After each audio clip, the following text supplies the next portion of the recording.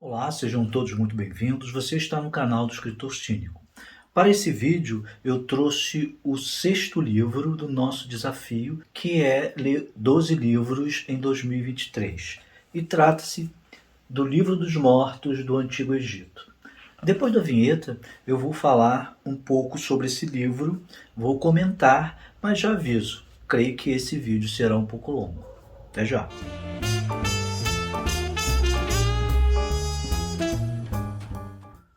Vamos começar o vídeo com aquele meu sistema de sempre, que é falar do autor.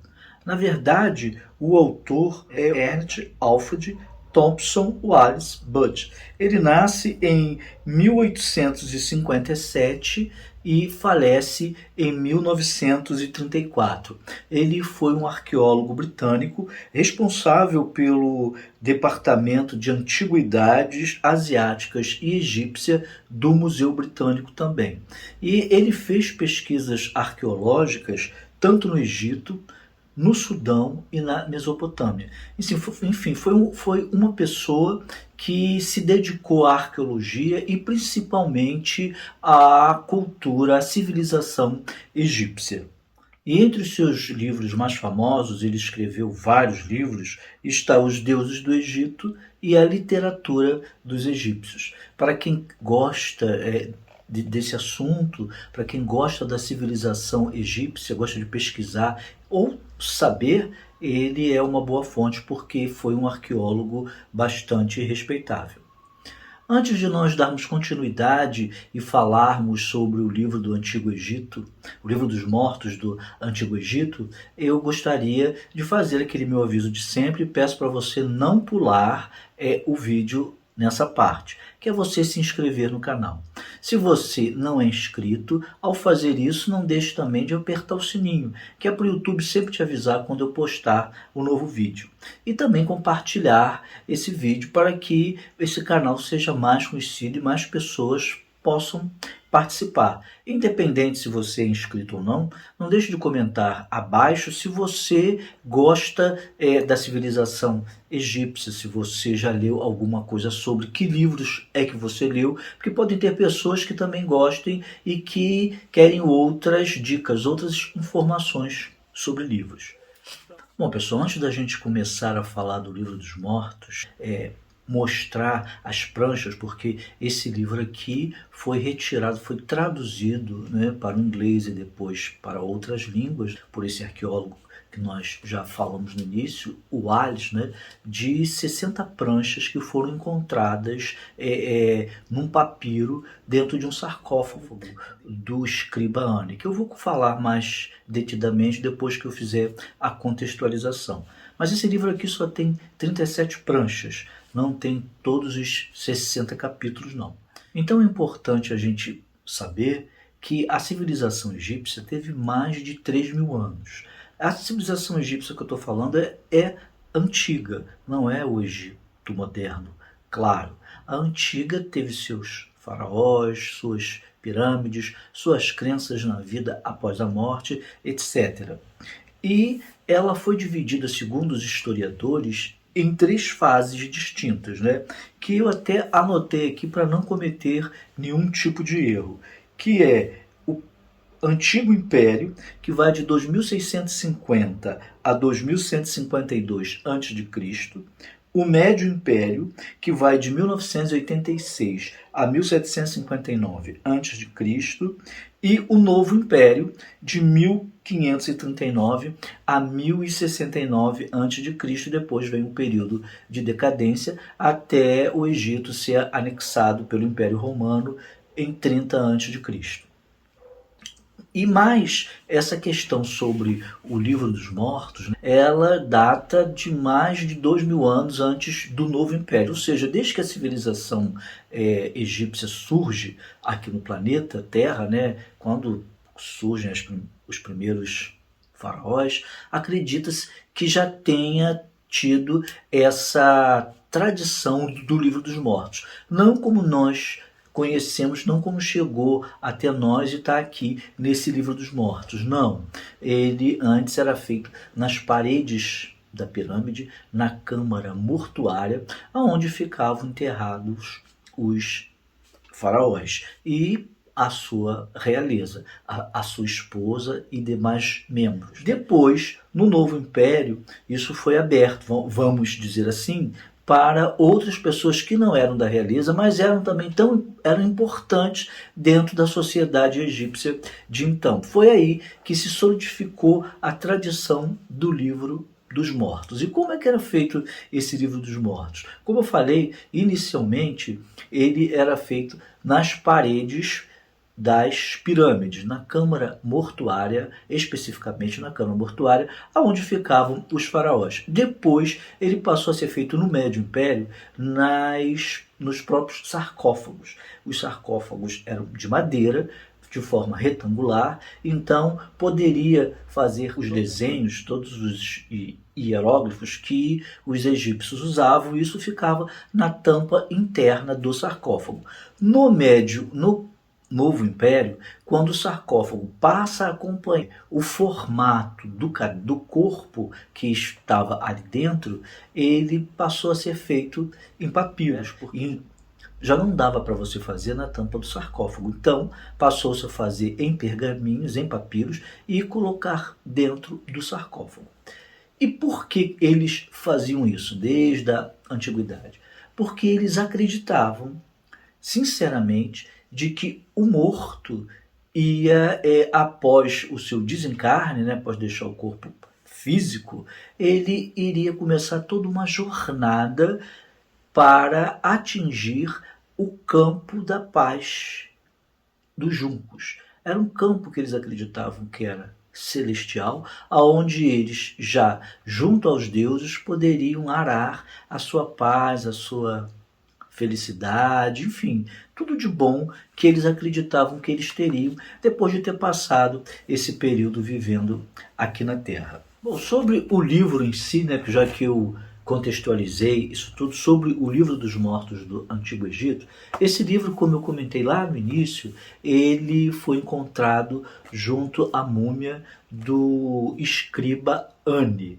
Ele foi um escriba que era responsável por fazer as anotações das oferendas que eram feitas aos deuses. Então, dentro da, vamos dizer assim, da sociedade egípcia, após os faraós, ele tinha também a sua importância. Não fazia parte direta da realeza, mas estava ali próximo. Então, o que ele fez? Ele, antes de morrer, ele organizou o papiro com 60 capítulos, que deu origem, que foi encontrado, deixa eu ver aqui para vocês, foi encontrado, ele data, na verdade, de 1275 antes de Cristo, mas foi encontrado e trazido pelo Museu Britânico em 1888. Ele foi encontrado na cidade de Tebas. Então, quando nós abrimos o livro e começamos a ver, nós nos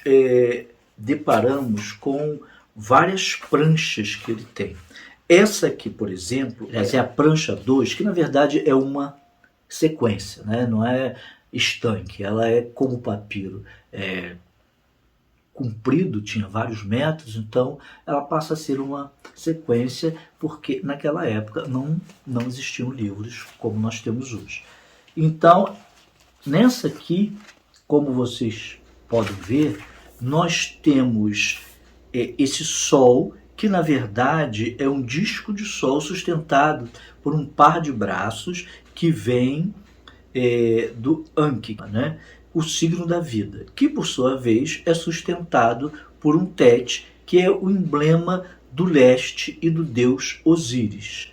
O Tete posiciona-se sobre o horizonte, e a cada lado do disco se encontram 3 macacos com cabeça de cão. Nós vamos ver a deusa Néftis e, em frente a ela, a deusa Ísis. As duas deusas erguem as mãos em adoração a Tete. E do outro lado, nós vemos o escriba na frente com uma roupa branca plissada e atrás dele a sua esposa.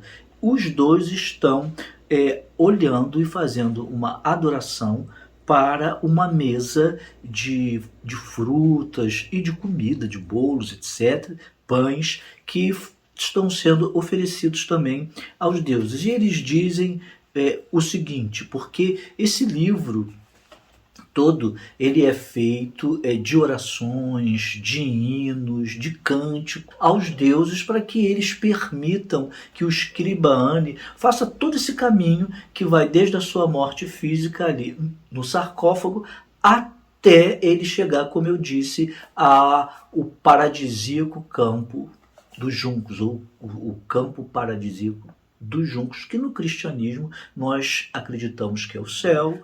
Ao final é o mesmo significado. E aí eu vou ler somente um parágrafo de 6 linhas sobre esse hino, sobre essa oração. Na verdade, é uma oração que eles fazem para o deus Osíris. Eles falam: ó grande Deus em Abidos, Rei da eternidade, Senhor do eterno, cuja existência se estende a milhões de anos, filho mais velho do ventre de Nut, gerado por Sebe, senhor das coroas do norte e do sul, porque o Egito tinha a parte norte e a sua parte sul, né? E senhor da imponente coroa branca. Então, quando um deus usava esse tipo de coroa, é que significavam os dois reinos, tanto a parte norte quanto a parte sul. Como príncipe dos deuses e homens, ele recebeu o cajado e o mangual e a dignidade de seus pais divinos. E aí tem mais, é bem grande, né, a oração que eles fazem aqui, eles, assim, a mulher e ele, mas quem fala é ele, ao Deus, para que permita que ele inicie esse caminho. E aí nós chegamos na segunda prancha, que é quando o coração dele é pesado. Isso aqui é muito interessante porque os egípcios acreditavam que você ia para diante do deus Osíris, diante do deus Anubis também, e aí você ia pesar o seu coração. Como vocês podem ver aqui, o coração está nessa balança. E aqui tem o deus Anubis, e desse lado tem essa fera aqui. Caso o seu coração pesasse mais que uma pena, significava que você não tinha passado. Isso significava também que ao ser reprovado nesse caminho que vai te levar até a esse paraíso, você vai ser devorado por esta fera, por este monstro que você deixa de existir. Ou seja, você não existe mais, é como nada, acabou você. Nem espírito, nem nada. Agora, se você consegue passar e o seu coração pesa menos do que essa pluma, significa que essa pena, significa que você é um ser voltado para este caminho, é um ser que fez bem na terra, é uma pessoa de bem e você foi aprovado pelos deuses. E aí vão ter várias passagens. Você vai passar por palácio dos deuses, você vai ser sempre aprovado, vai estar sempre oferecendo louvores, orações, até que você chegue a esse lugar que eu já falei. Então, assim, é um livro que eu recomendo para quem gosta de conhecer um pouco mais sobre o Antigo Egito. Mas já aviso que as orações muitas vezes são repetitivas, cansativas. Então quem está esperando literatura, quem está esperando uma história mágica e mística, não vai encontrar aqui. Isso aqui é um manual de como eles acreditavam a pessoa, ao ser mumificada, poderia chegar o seu espírito a essa paz celestial e se unir aos deuses. Você não ia somente desencarnar e virar espírito, não, você ia virar um deus também. Tanto que o Ani é chamado de Osíris Ani. Por quê? Segundo a lenda de Osíris, ele casou com a sua irmã, que era a deusa Ísis. E o seu irmão Sete casou com a deusa Nefite. Então, desse casamento, o que aconteceu? Osíris conseguiu fazer com que ele foi escolhido faraó e ele conseguiu fazer com que o seu reinado fosse muito próspero. O irmão, com ciúmes, resolve matá-lo. E ao matá-lo, para que ele não ressurja mais, desmembra ele em vários pedaços, inclusive o coração. Por isso que tem esse ritual de pesar o coração, né? E aí a deusa Ísis fica tão revoltada com isso e ela é tão apaixonada que ela, juntamente com a esposa do irmão que assassinou Osíris, ela resolve juntar, procurar todos os pedaços do irmão que foram espalhados. A partir daí que ela faz essa junção, ela reorganiza o corpo dele e ele volta a vida, mas ele vive no submundo, aonde estão os mortos. Então, o que acontece com as pessoas, segundo os egípcios acreditavam, o que acontece com as pessoas que passam por todo esse caminho até chegar ao céu, que eles acham que é o campo dos juncos, né? Eles têm que passar pelo submundo, onde está Osíris, e para isso eles precisam da permissão desse Deus. Então, assim, resumindo, muito é importante ler, porque aí vocês vão ter a noção. E o livro é todo cheio de notas, né? À medida que a gente vai lendo, vai sendo explicado tudo aquilo que a gente não conhece e os nomes que nós não estamos familiarizados. E no final tem aqui um glossário também explicando o nome dos deuses, dos locais, as crenças que eles tinham, as tradições também. Então, gente, vale a pena. Eu recomendo para quem quer conhecer e se interessa pela civilização egípcia antiga e os seus mais de 3.000 anos de história. Se você gostou desse vídeo, não deixe de dar o seu like, o seu joinha, e nós nos encontramos para discutir um próximo livro em breve. Até lá.